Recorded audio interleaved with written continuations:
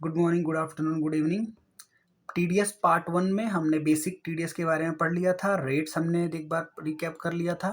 अब part 2 revisionary video में मैं आपको बाकी जो रेट्स बचे थे वो बताऊंगा और आज के वीडियो में हम लोग देखेंगे जो इम्पॉर्टेंट फॉर्म्स होते हैं टीडीएस रिटर्न भरने से पहले जो हमको फिल करने होते हैं वो डिस्कशन करेंगे। ड्यू डेट्स और पेमेंट ये सब डिस्कस करेंगे और आज हम थियोरेटिकल पॉइंट ऑफ व्यू से टीडीएस को ऑलमोस्ट खत्म कर देंगे। राइट, चलो शुरू करते हैं अब। तो यहाँ तक मैंने टीडीएस का बैकग्राउंड आपको बता दिया था। टीडीएस क्या है, 2 पर्सन हमारे पास हैं, डिडक्टर और डिडक्टी। आई होप ये सब आपको क्लियर है। राइट, उसके बाद और मैंने आपको क्या पढ़ाया था, 10 नंबर मैंने आपको बताया था। अगर आप टीडीएस आप पे एप्लीकेबल है, यानी आपको टीडीएस काटना है, आप एम्प्लॉयर है, तो आपको पहले क्या अप्लाई करना पड़ेगा एज पर गवर्नमेंट रेगुलेशन। आपको पहले गवर्नमेंट से लेना पड़ेगा 10 नंबर। मैंने आपको ये बताया था हमें क्या लेना पड़ता है, 10 नंबर, तभी आप टीडीएस डिडक्ट कर सकते हैं। राइट, ये डिस्कशन हुआ था। फिर टीडीएस कैसे लिया जाता है मैं आपको इतना बता देता हूँ। हमें 49B एक फॉर्म भरना होता है। एनएसडीएल की साइट पे जाके उसका प्रोसेस है।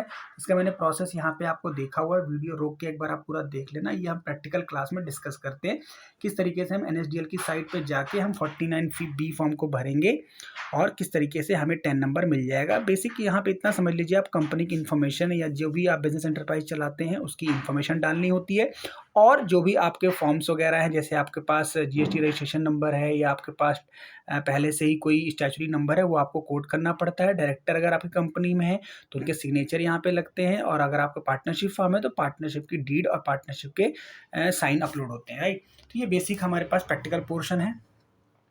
उसके बाद मैंने सारे रेट्स आपको बताए थे। मैंने ये आपको बताया था टीडीएस में कौन कौन से फॉर्म होते हैं। सैलरीड पर्सन है तो उसको आप फॉर्म 16 दोगे। अगर अदर देन सैलरी में आपने टीडीएस काटा है तो फॉर्म 16A आपको इशू करना है।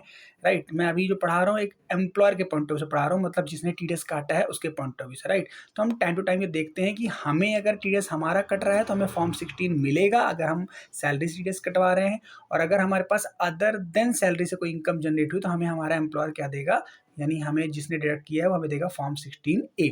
एक और इम्पॉर्टेंट फॉर्म है फॉर्म 16B। ये हमें मिलता है अगर हमने क्या किया है, इमोल प्रॉपर्टी का केस है। मैंने आपको सेक्शन पढ़ाया था जहाँ पे इमोबल प्रॉपर्टी के सेल परचेज में हमारे को टीडीएस कटता है, तो वो वाला केस है। तो फॉर्म 16B आपको देना है। अगर आपने डिडक्ट किया है तो फॉर्म 16B आपको पार्टी को इशू करना है। उसके बाद ये पेयर पे ही आप कॉन्सेप्ट पूरी तरीके से समझ चुके हैं। फिर मैंने आपको एक छोटा सा कॉन्सेप्ट बताया था कि पेन मैंडेटरी होता है। क्या होता है, पेन नंबर मैंडेटरी है, मतलब जिसका टीडीएस आप काट रहे हैं उसको आपको बोलना है, आपको पेन नंबर कोड करना पड़ेगा। इनकेस अगर सामने वाले पर्सन के पास पेन नंबर नहीं है तो आपको बताना पड़ेगा कि आप उसका टीडीएस काटेंगे जो भी रेट प्रिस्क्राइब होगा सेक्शन के अकॉर्डिंग, और 20% जो भी रेट हायर होगा। तो ये आपको बताना है सामने वाले को कि जिसका टीडीएस आप काट रहे हो कि आप अपना पैन नंबर दीजिए। अगर पैन नंबर नहीं है आपके पास तो पैन नंबर अप्लाई कीजिए, अदरवाइज रेट ऑफ टीडीएस क्या होगा, जो रेट लिखा होगा सेक्शन में, मतलब जिसका आप टीडीएस काट रहे हैं उस इनकम पे जो रेट लिखा होगा टीडीएस लॉ में, और 20% जो ज़्यादा होगा। राइट, फिर इनकम फ्रॉम डिविडेंड हमने पढ़ा था। इनकम फ्रॉम डिविडेंड जिसमें 5,000 से ऊपर के डिविडेंड पे कंपनी आपका 10% डिविडेंड काटती है। यहाँ पे इंपॉर्टेंट पॉइंट ये है कि पहले जो था ये माफ था। मतलब पहले क्या होता था, कंपनी डिविडेंड देती थी तो कंपनी के ऊपर लगता था डिविडेंड डिस्ट्रीब्यूशन टैक्स। अब क्या हो गया है, डिविडेंड डिस्ट्रीब्यूशन टैक्स गवर्नमेंट ने हटा दिया है। अब डिविडेंड जिसको भी मिलेगा उसके हाथ में ये टैक्सेबल है, मतलब टीडीएस काट के कंपनी देगी।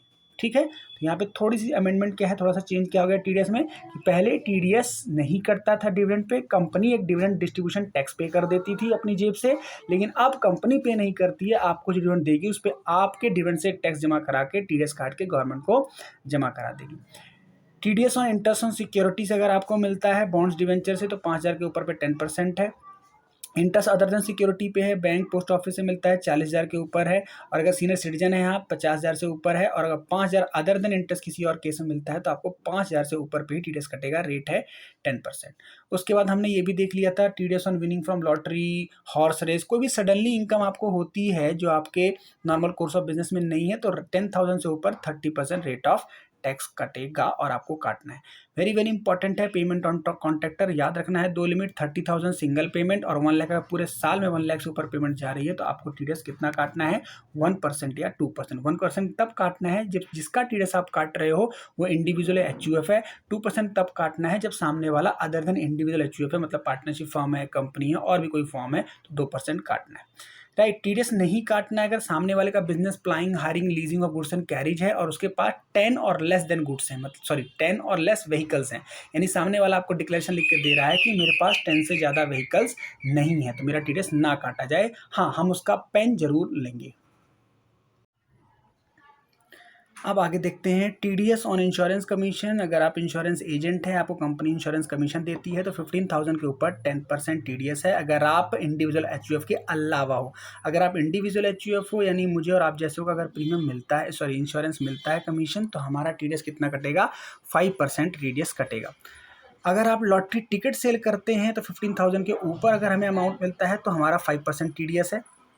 ब्रोकरेज कमीशन पे भी 15% के ऊपर 5% का टीडीएस है। नेक्स्ट इंपॉर्टेंट सेक्शन जो आपको ऑफिस में बहुत देखने को मिलेगा वो है TDS on rent. TDS on rent का मतलब क्या है?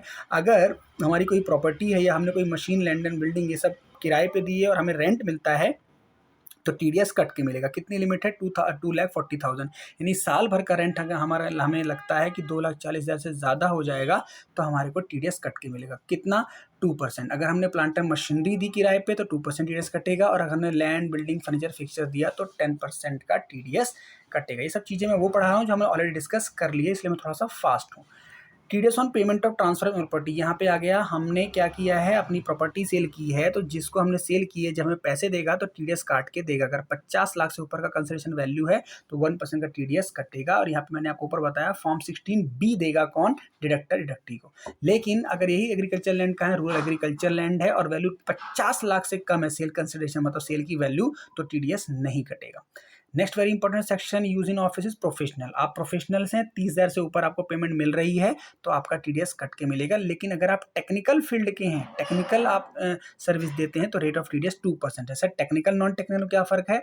अगर आप डिग्री डिप्लोमा होल्डर हैं और आप सर्विस देते हैं तो आप प्रोफेशनल माने जाते हैं, लेकिन डिग्री नहीं है आपके पास, आप नॉलेज के बेस पर कोई परफॉर्मेंस कर रहे हैं तो आप क्या माने जाएंगे? टेक्निकल माने जाते हैं। तो आपका रेट ऑफ टीडीएस कितना है? 2%। Next, payment of compensation, compulsory acquisition. सरकार ने आपको कोई जमीन ले ली है, जमीन के बदले आपको क्या दिया है? मुआवजा दिया है, तो मुआवजे पे आपकी सरकार 10% टीडीएस काट रही है, और तभी काटेगी जब आपको कितना पैसा दे रही है? 2.5 लाख से ऊपर। लेकिन फिर से किसानों को ये एप्लीकेबल नहीं है, तो यहाँ पे लिखा हुआ है not applicable for agriculture land. यहाँ पे फिर से पॉइंट आया, क्या एग्रीकल्चर लैंड पे यहाँ पे टीडीएस नहीं, राइट? क्लियर? राइट।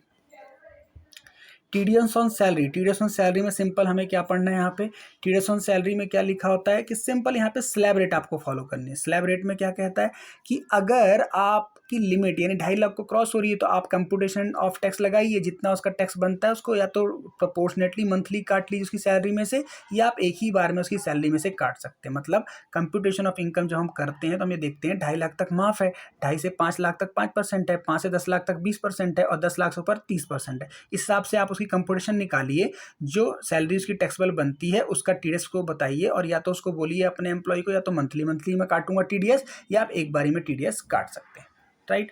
अब नेक्स्ट इंपॉर्टेंट सेक्शन हमने डिस्कस जो किया था वो था ईपीएफ विड्रॉवल पे, तो इसको मैं दोबारा बताता हूँ।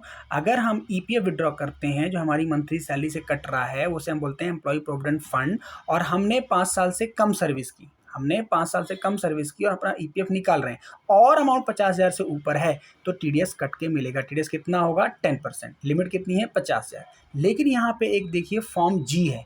फॉर्म जी कहता है कि अगर आपको कोई अर्जेंसी है, आपका कोई वैलिड कॉज है और आप अपना अमाउंट निकालना चाहते हैं और आपने परमानेंट अकाउंट नंबर कोट कर दिया, तो गवर्नमेंट कहती है फिर आप यहाँ पे क्या कर सकते हो, ये फॉर्म अगर भर के देते हो तो आपका टीडीएस नहीं कटेगा। फॉर्म 15G का आपको फायदा उठाना है तो आपका टीडीएस नहीं कटेगा, right? Next, interest and bonds. Interest and bonds पे अगर आपको इंटरेस्ट मिलता है 2500 से ऊपर तो आपको टीडीएस कट के मिलेगा। रेट ऑफ इंटरेस्ट होगा 10%। Payment in respect of LIC हमने डिस्कस किया था। अगर हम एलआईसी कराते हैं तो डेफिनेट सी बात है हमने प्रीमियम भरी होगी, और प्रीमियम भरते हैं तो हमें क्या मिलेगा? मैच्योरिटी वैल्यू मिलेगी, सम एश्योर्ड मिलेगा। जब भी हमारी इवेंट खत्म होगी या जब भी कोई दुर्घटना घटेगी तो उस पर टीडीएस कटेगा, उस पर टीडीएस कटेगा। जब कंपनी हमें हमारा मैच्योरिटी अमाउंट देगी और वो 1 लाख से ऊपर होगा तो हमें टीडीएस काट के मिलेगा। कितना परसेंट काटेगी? 5%। लेकिन ये ध्यान देना है, इंपॉर्टेंट चीज ये है, ध्यान ये देना है कि कब कटेगा? जब मेरा प्रीमियम अमाउंट, मैंने जो प्रीमियम भरी है वो मेरे सम एश्योर्ड का 20% से ज्यादा है। कितना है? 20% से ज्यादा है, तो गवर्नमेंट कहती है भाई आपका प्रीमियम तो बहुत ज़्यादा है, तो आपको 20% से ज़्यादा अगर आप प्रीमियम भर रहे हो समय शॉर्ट का, सपोज आपने 5 लाख का बीमा कराया, 5 लाख आपका समय शॉर्ट है और आप प्रीमियम कितना भर रहे हो, 5 लाख का 20%, 1-1 लाख का प्रीमियम भर रहे हो आप, तो आपको या कंडीशन में आपके आ गए तो आपका जब LIC पे मेच्योरिटी वैल्यू मिलेगा तो उस पर TDS कट के मिलेगा 5%। राइट। NR स्पोर्ट्स पर्सन के केस में तो 1 रुपया भी अगर आपने उनको दिया तो TDS काट के देना है, कितना 20% TDS काटना है। जितने भी NR स्पोर्ट्स पर्सन हमारे इंडिया में आते हैं, क्रिकेट खेलते हैं, हॉकी खेलते हैं, कुछ भी खेलते हैं, चाहे वो एम्पायर हो, क्रिकेटर हो, कोई भी हो NR स्पोर्ट्स पर्सन, उनका हम TDS काटेंगे, चाहे वो पर्सन हो चाहे वो कोई बॉडी हो, मतलब वहाँ की कोई खेल एसोसिएशन भी आती है तो भी हम उनको TDS काटेंगे। पेमेंट ऑन कमीशन, अगर कोई अदर देन कमीशन बचता है जो हमने ऊपर डिस्कस किया, तो 50 लाख से ऊपर पे 5% का TDS काट के देना है। Right. Cash withdrawal, again very important section. Cash withdrawal पे क्या लिमिट बनी है, पहले इसको ध्यान से पूरा सेक्शन समझो आप। कैश विड्रॉवल आप ATM से करते हो तो गवर्नमेंट को लगता है, हमने एक यहाँ पे प्रोविजन बना दिया, गवर्नमेंट को लगता है कि आप अगर ITR फाइल नहीं करते हो तो आपको ट्रेस करने में प्रॉब्लम होगी, तो यहाँ पे 2 बाइफर्केशन बनाए गए। पहला, आप कैश विड्रॉ करते हैं और आप पिछले 3 सालों से ITR नहीं भरते, आप पिछले 3 सालों से ITR नहीं भरते, तो TDS कितना है आपके पास, देखो अगर आप विड्रॉबल अमाउंट आपका 20 लाख से ऊपर करते हो और आप पिछले 3 सालों से ITR आपने नहीं भरी तो 5% का TDS है।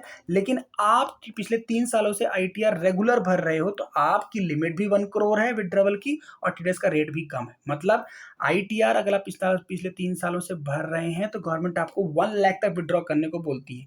1 लाख से ऊपर अगर आप करते हो तो TDS कटेगा 2%।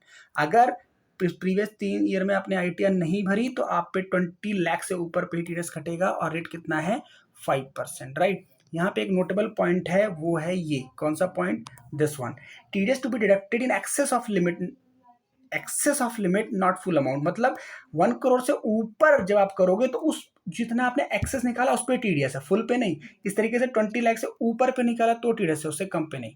क्लियर। राइट। नेक्स्ट देखते हैं हम लोग पेमेंट और क्रेडिट। हमने अमाउंट दिया, हम किसको दे रहे हैं, हम ओला उबर है, हम ई-कॉमर्स कंपनी है।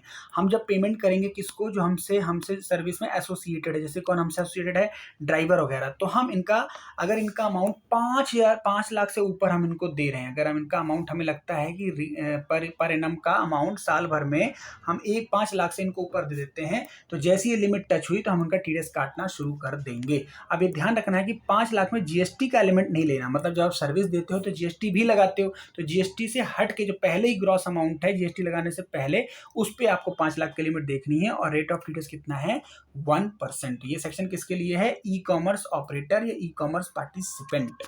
Right. Next, payment for goods 194Q, ये क्या कहता है कि अगर आपने पेमेंट किसी वेंडर को की, किसी पार्टी को की 50 लाख से ऊपर, किस चीज़ की पेमेंट कर रहे हो, आपने कोई गुड्स खरीदा होगा, परचेज या पेमेंट कर रहे हो 50 लाख से ऊपर, तो 1% TDS काटना है आपको। और देखना ये है कि ये वही पर्सन काटेगा, ये TDS वही काटेगा डिडक्टर, अगर उसकी प्रीवियस ईयर में टर्नओवर 10 करोड़ से ऊपर है। मतलब आप जिस कंपनी में काम करते हो, आपको TDS काटना है तो पहले आप ये चेक कर लो कि जो प्रीवियस ईयर आपका चल रहा है उससे एक पिछला प्रीसीडिंग पीरियड, उसे बोलते हैं preceding previous year, PPY। Right. जैसे आप मान लो ऑफिस में काम कर रहे हो और जो फाइनेंशियल ईयर चल रहा है वो है क्या, 21-22, ठीक है, तो आपको 20-21 की टर्नओवर देखनी कि मेरी कितनी थी। अगर वो 10 करोड़ से ऊपर थी तभी मैं TDS काटूंगा, वरना नहीं काटूंगा। राइट। ओके। उसके बाद हमारे पास 194R, this is new section introduce, इसको हम ध्यान से समझते हैं।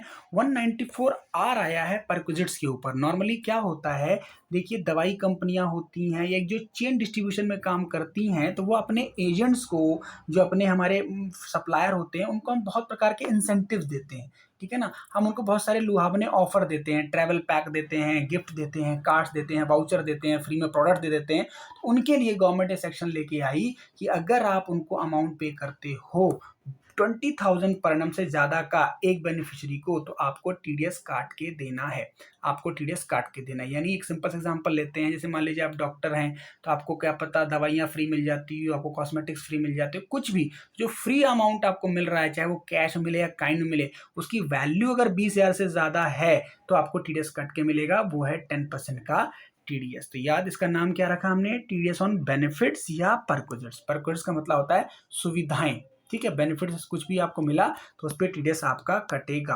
अब यहाँ पे इंपॉर्टेंट क्या लिखा हुआ है, इसको ध्यान से हम पढ़ लेते हैं एक बार। स्टार डाल के लिखा है मैंने, also it is not applicable for an individual HUF to deduct TDS total sales do not exceed 1 crore. यहाँ पे भी वही वाली वैल्यू आ गई। जो टीडीएस काट रहा है अगर उसको इंडिविजुअल एचयूएफ है और उसकी टोटल सेल कितनी 1 करोड़ से कम है तो वो नहीं काटेगा। और अगर business other than individual HUF है तो 50 लाख से ऊपर पे उस पे हम अगर एप्लीकेबल है, 50 लाख से ऊपर की उसकी टर्नओवर है तभी टीडीएस कटेगा, राइट। तो ये इंपॉर्टेंट नोटिस किसके एंगल से देखना है, जो डिडक्टर है। क्या लिखा हुआ है, it is not applicable to an individual HUF to deduct TDS where total sale do not exceed 1 crore. मैं किसी को बेनिफिट दे रहा हूं, मैं किसी को गिफ्ट दे रहा हूं, मेरी टर्नओवर 1 करोड़ से कम है, किस केस में, ट्रेडिंग के केस में। लेकिन अगर मैं बिजनेस प्रोफेशनल हूं, 50 लाख से कम है मेरी टर्नओवर, तो मैं टीडीएस नहीं काटूंगा। Clear, good. उसके बाद ये जर्नल एंट्रीज मैंने आपको पार्ट में यहाँ पे टीडीएस की जर्नल एंट्री कर लेते हैं। यहाँ पे टीडीएस की जर्नल एंट्री ये मैंने आपको हालांकि पार्ट उसमें भी कराया है, बट एक बार मैं यहाँ पे थोड़ा सा रिकैप कराता हूँ आपको। टीडीएस में हम क्या देखते हैं, डिडक्टर है हमारे पास और कौन है, डिडक्टी है हमारे पास। डिडक्टर की बुक में एंट्री क्या होती है, मान लीजिए कमीशन एक्सपेंस है, पार्टी को पेमेंट करना है तो टीडीएस पेबल क्रेडिट करेंगे, जितना परसेंट काट के देना है। मान लीजिए कमीशन खर्चा हुआ 100 रुपये तो पार्टी को हम कितने देंगे, 90 रुपये, 10 रुपये क्या काटेंगे, टीडीएस। और टीडीएस हमारे लायबिलिटी है जिसको हम क्या करेंगे, क्रेडिट। इस तरीके से डिडक्टी है जिसका टीडीएस काटा है वो उसको असेट्स दिखाएगा तो उसको डेबिट करेगा, जितने पैसे नेट मिलेंगे टीडीएस काट के डेबिट करेगा और कमीशन इनकम को क्रेडिट करेगा, राइट। चलो बाकी एंट्रीज मैंने विद जीएसटी आपको पार्ट उसमें भी पार्ट 2 में भी दिखाया हुआ था, पार्ट 1 के बी में, राइट। पार्ट 2 तो हम रिकॉर्ड ही कर रहे हैं, पार्ट 1 का एक सेक्शन मैंने उसमें दिखा रखा आपको। नेक्स्ट ये वाला पॉइंट देखते हैं हम लोग, टीडीएस कब नहीं काटना। टीडीएस मुझे नहीं काटना अगर सामने वाला पर्सन जिसको मैं पेमेंट कर रहा हूं वो कौन है, वो गवर्नमेंट ही है, वो आरबीआई है, वो म्यूचुअल फंड है, राइट। इन संस्थाओं को अगर मैं पेमेंट कर रहा हूं और मैं देख रहा हूं कि वो ये टीडीएस में प्रोविजन एक्सेप्शनल केस में आते हैं तो उनका टीडीएस में नहीं काटूंगा। एक और क्या है, कोई भी कॉर्पोरेशन जो किसके थ्रू एक्ट हुआ, सेंट्रल एक्ट के थ्रू, यानी गवर्नमेंट उसको सेटअप किया, स्टैच्यूटरी बॉडी है गवर्नमेंट की, इन केसेस में हमें टीडीएस नहीं काटना, उनको फुल पैसे देने हैं। रीजन, ये कहीं भी भाग के नहीं जाएंगे और गवर्नमेंट सिक्योर है इनके अमाउंट्स, राइट। इनका टीडीएस नहीं काटना। Come to the return date. Return date क्या होती है टीडीएस की, ध्यान रखना है, क्वार्टरली रिटर्न जाती है। रिटर्न और पेमेंट में आपको कंफ्यूजन नहीं होनी चाहिए। टीडीएस काट के आप गवर्नमेंट को जमा कराते हो, ये है पेमेंट डेट जो कि मंथली होती है। फिर 3-3 महीने में क्वार्टर में आप गवर्नमेंट को जानकारी देते हो कि आपने किस अमाउंट पे किस सेक्शन में कितना टीडीएस काट के जमा कराया है, उसे हम यहाँ पे बोल रहे हैं रिटर्न। और रिटर्न की डेट है क्वार्टरली। पहला क्वार्टर खत्म होता है अप्रैल में जून, तो इसकी जुलाई तक चली जाए, ऐसी नेक्स्ट क्वार्टर अक्टूबर, फिर जनवरी, और लास्ट क्वार्टर में हमको टाइम ज्यादा मिल रहा है, यानी 31 मार्च में जो आपका क्वार्टर खत्म हुआ उसकी रिटर्न आप कब तक जमा कराओगे, 31 मई तक, राइट। अगर आप लेट होते हो तो 200 पर डे की पेनल्टी, मतलब जितना डिले आप करोगे 200 आप प्लस करते जाइए, और वो भी आपको गवर्नमेंट को अलग से देना पड़ेगा। लेकिन ध्यान ये रखना है कि ये पेनल्टी 10,000 से ऊपर नहीं होगी। Clear, right. अब यहाँ पे मैंने एक वर्किंग शीट आपको दिखाने की कोशिश की है। ये जब भी हम टीडीएस ऑफिस में काम करते हैं तो एक शीट बनाते हैं ताकि हमें रिटर्न फाइल करने में आसानी हो। तो वो कैसे बनाते हैं, डेट ऑफ डिडक्शन आप लिखेंगे, किस दिन टीडीएस काटा, पेन नंबर लिखेंगे जिसका काटा, कौन से सेक्शन के अकॉर्डिंग काटा, पार्टी का नेम क्या है, किस अमाउंट पे काटा और टीडीएस का अमाउंट। ये शीट बनाने के बाद इसी का रिटर्न जाता है, यही कॉपी रिटर्न की में हेल्प करती है आपकी एक्सेल में, और इसी से हम नेट अमाउंट जो टीडीएस का आएगा गवर्नमेंट को हम पे करते हैं, राइट। फिर ध्यान रखना है, लेट करने पे आपको क्या इंटरेस्ट देना पड़ेगा। अगर आप लेट रिटर्न पे मतलब आप रेट टीडीएस लेट जमा कराते हैं तो आपको 1% पर मंथ के हिसाब से इंटरेस्ट लगेगा। दोबारा मैं बोल रहा हूँ, अगर आप टीडीएस ड्यू डेट से जमा नहीं करते, मतलब विद इन 7 डेज जमा नहीं कराते, तो आपको कितना इंटरेस्ट देना पड़ेगा, 1% पर मंथ, ठीक है। जितना लेट करेंगे 1% के हिसाब से आपको ब्याज के साथ जमा कराना पड़ेगा, जब से आपको टीडीएस जमा करना था और जब आपने एक्चुअली में जमा कराया उसके पीरियड के बीच में आपको इंटरेस्ट देना है पर मंथ, याद रखना है पर मंथ, राइट। इस तरीके से लेट अगर आप रिटर्न फाइल करते हो, रेट आप मतलब सॉरी यहाँ पे थोड़ा सा देखना पड़ेगा, यस, तो बस थोड़ा-सा यहाँ पे ये देखना है आपको, यहाँ पे जो 1% का रेट है वो है लेट डिडक्शन पे, यानी ये टीडीएस जिस दिन कटना चाहिए था, टीडीएस का रूल कहता है ड्यू डेट और पेमेंट व्हिचएवर इज अर्लियर, वहाँ पे टीडीएस काटना होता है आपको। ड्यू डेट और पेमेंट व्हिचएवर इज अर्लियर, उससे उसी दिन आपको एंट्री बुक कर लेनी है।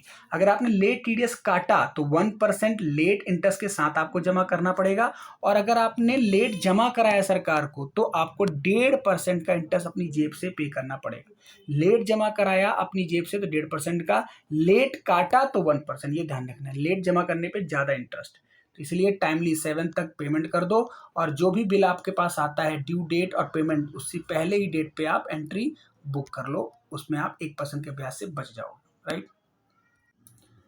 उसके बाद ये हमने देख ही लिया, क्या पेमेंट डेट की हमने देख लिया, चाहे गवर्नमेंट एम्प्लॉयर है चाहे नॉन गवर्नमेंट एम्प्लॉयर, दोनों ही केस में 7th ऑफ नेक्स्ट मंथ में आपको गवर्नमेंट को टैक्स जमा कर देना है। 7th ऑफ नेक्स्ट मतलब जिस मंथ में आप काम कर रहे हैं उसके आने वाले 7th मंथ, आने वाले मंथ की 7th डेट तक आप गवर्नमेंट को टैक्स का पैसा जमा करा दीजिए, नहीं तो वही 200 पर डे पेनल्टी लगनी है, प्लस इंटरेस्ट जो आपको पढ़ाया वो भी लगेगा, राइट। उसके बाद 10 नंबर का डिस्कशन हमने कर लिया, फॉर्म 16 वगैरह डिस्कस कर लिए। अब जो इंपॉर्टेंट फॉर्म है, जो स्पेशल आपको रिटर्न के अकॉर्डिंग बताना है, वो डिस्कस कर लेते हैं, दैट्स वेरी इंपॉर्टेंट। देखिए, different types of TDS return form, यहाँ पे क्या लिखा हुआ है, यहाँ पे फॉर्म कुछ मेंशन है 24Q, 26Q, 27Q, 27EQ। यहाँ पे क्या लिखा हुआ है, जैसे मान लीजिए रिटर्न आप भर रहे हैं, तो रिटर्न भरने के लिए पोर्टल पे आपको डिफरेंट डिफरेंट फॉर्म भरने हैं, यानी टीडीएस आपने किस किस का काटा, किस सेक्शन में काटा, जब आप रिटर्न भरोगे क्वार्टरली उसके लिए कौन कौन से फॉर्म फिलअप करने हैं, उसके लिए अलग अलग फॉर्म है। अगर आपने टीडीएस काटा है तो इसका मतलब सैलरी की रिटर्न है, अगर सैलरी की आप टीडीएस की रिटर्न आप भर रहे हैं तो 24Q भरना है। अदर देन सैलरी का अगर आप टीडीएस की रिटर्न भर रहे हैं तो कहाँ भरना है, फॉर्म 26Q में। और अगर आपके पास इंटरेस्ट ऑन एरआई से NRI non resident of India से रिलेटेड टीडीएस का इशू है तो आप 27EQ भरेंगे। और एक टीसीएस होता है, tax collected at source, right. TCS का अलग से प्रोविजन है, वो हम अलग सेक्शन में देख लेंगे, कहीं कहीं पे कुछ प्रोडक्ट्स पे टीसीएस है, राइट। तो टीसीएस के लिए अगर आप काम कर रहे हैं तो 27EQ का फॉर्म हमें भरना है वाइल फाइलिंग रिटर्न। अब इंपॉर्टेंट कॉन्सेप्ट जो मैं आपको समझाने जा रहा हूँ, दैट्स वेरी वेरी इंपॉर्टेंट, और जो है फॉर्म जी, फॉर्म एच, ये क्या होता है, हालांकि मैंने ऊपर डिस्कस कराया था आपको ईपीएफ में जब पढ़ाया, तो यहाँ पे एक बार और देखते हैं। फॉर्म जी और फॉर्म एच ये क्या है, ध्यान समझिए। आपको आपने ऊपर पढ़ा कि बैंक से इंटरेस्ट अगर आपको मिलता है तो आपको टीडीएस काट के बैंक देगा, लेकिन आप चाहते हैं कि मेरा टीडीएस ना काटा जाए, तो सरकार ने आपको सुविधा दे रखी है एक फॉर्म जी की। सरकार कहती है कि अगर आप गवर्नमेंट को, अगर आप बैंक को ये लिख के सबमिट कर दें क्या, कि मेरी सिर्फ इंटरेस्ट की ही इनकम है, यानी कोई और इनकम नहीं है, और जितना भी इंटरेस्ट आप देते हैं वो 2.5 लाख से ऊपर नहीं है। 2.5 लाख क्या है, मिनिमम लिमिट फॉर टैक्स, यानी इतने रुपए पे टैक्स नहीं लगता, 2.5 लाख तक एग्जाम्प्ट है। तो आप सरकार को कहते हैं और ये फॉर्म लिख के भेजते हैं, फॉर्म जी, गवर्नमेंट को और बैंक को। तो यहाँ पे प्रोविजन डाला गया है कि अगर आप की टोटल इनकम बैंक से जो मिलेगी वही सिर्फ एक इनकम है और वो भी 2.5 लाख से ऊपर नहीं है, तो फॉर्म जी से आपको ये बेनिफिट मिलेगा कि बैंक आपका टीडीएस नहीं काटेगा। क्लियर। इसी तरीके से फॉर्म एच किसके लिए है, फॉर्म एच है सीनियर सिटीजन के लिए। अगर आप सीनियर सिटीजन हैं, बैंक्स में आपने एफडी कराई है या इंटरेस्ट आपको मिलता है, कोई भी आपने काम यहाँ पे कराया बैंक में जो आपको पैसे मिल रहे हैं, तो अगर आप फॉर्म एच भर देते हैं तो बैंक आपका टीडीएस नहीं काटेगा। ये इंपॉर्टेंट 2 फॉर्म्स थे, वो हमने डिस्कस किए। फॉर्म जी या फॉर्म एच जो भी है आपने पढ़ा, उसको ये ध्यान रखना है कि आप कब तक जमा करा दें, 19 days of starting of financial year, जिस दिन से साल शुरू होता है अप्रैल से 90 डेज के अंदर अंदर फॉर्म जमा करा दें, तो आप पूरे साल की टीडीएस एप्लीकेबिलिटी से बच जाएंगे और बैंक आपका टीडीएस नहीं काटेगा। फॉर्म एच और जी कहाँ कहाँ सबमिट हम कर सकते हैं, ईपीएफ से बचने के लिए कर सकते हैं, कॉर्पोरेट बॉन्ड के इंटरेस्ट से बचने के लिए कर सकते हैं, पोस्ट ऑफिस के डिपॉजिट में जो पैसा मिल रहा है उससे हम बच सकते हैं, और रेंटल इनकम जो मैंने आपको पढ़ाया था 240 से ऊपर जो मुझे मिल रहा है, और इन सब के केस में मुझे प्रूव करना पड़ेगा कि मेरे पास कोई और इनकम नहीं है, तो मुझे मेरा टीडीएस नहीं कटेगा। उसके बाद फॉर्म जे मैंने आपको पढ़ाया था कॉन्ट्रैक्टर केस में कि अगर 10 से कम व्हीकल है टीडीएस नहीं कटेगा, तो वहां पे एक फॉर्म एच काम करता, सॉरी फॉर्म जे काम करता है। ये किस लिए, declaration by transporter for non deduction of TDS having PAN and not having 2 truck और व्हीकल, तो उसका भी टीडीएस नहीं कटेगा। फिर गवर्नमेंट की वेबसाइट है टीडीएस, किसे बोलते हैं ट्रेसेस, या फिर आप सीधा पे कर सकते हैं टीडीएस गवर्नमेंट की वेबसाइट पे जाके जिसका नाम है ट्रेसेस, या फिर गवर्नमेंट ने बहुत सारे प्राइवेट पोर्टल को भी ऑथराइज कर रखा है, जो ऑफिस में हम परचेज कर सकते हैं, जैसे कंप्यूटेक्स वगैरह सीए फॉर्म में लगे होते हैं, वहां से भी लोग रिटर्न फाइल कर देते हैं टीडीएस की। क्लियर, ये हो गया। उसके बाद चालान की डिटेल्स हैं, वो हम नेक्स्ट सेशन में डिस्कस करेंगे, चालान का इशू और थोड़ा सा प्रैक्टिकल पॉइंट्स। तो यहाँ तक हमारे पास पूरा टीडीएस का ओवरव्यू मैंने आपको बता दिया, राइट। ये नोट्स डिस्क्रिप्शन बॉक्स में आपको मिल जाएंगे। अगर मैंने कहीं पे स्पीड पे पढ़ाया हो तो सॉरी फॉर दैट, क्योंकि मैं चाहता हूँ कि जितनी ज़्यादा आप स्पीड से सुनेंगे आपका मन ज़्यादा फोकस रहेगा, ताकि आप वीडियो को अपने आप स्पीड में ना सुने, नॉर्मल स्पीड में सुने, उसी में मेरी स्पीड मेंटेन है, राइट। स्टिल कोई डाउट आता है आपको, कमेंट कर सकते हो आप, और या फिर जो भी डिस्क्रिप्शन बॉक्स में कॉन्टैक्ट नंबर दिए हैं उसमें आप कॉन्टैक्ट कर सकते हो। So thank you so much.